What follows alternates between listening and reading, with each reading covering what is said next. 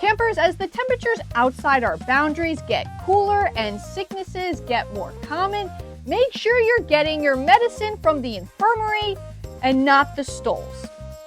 Hey everyone, if the stoles try to sell you nectar cough drops, don't buy them. They're not real. They're just regular honey-flavored cough drops. Thanks, Will. I mean, technically they're fine to consume. They're just normal cough drops, but they're selling them for twice as much.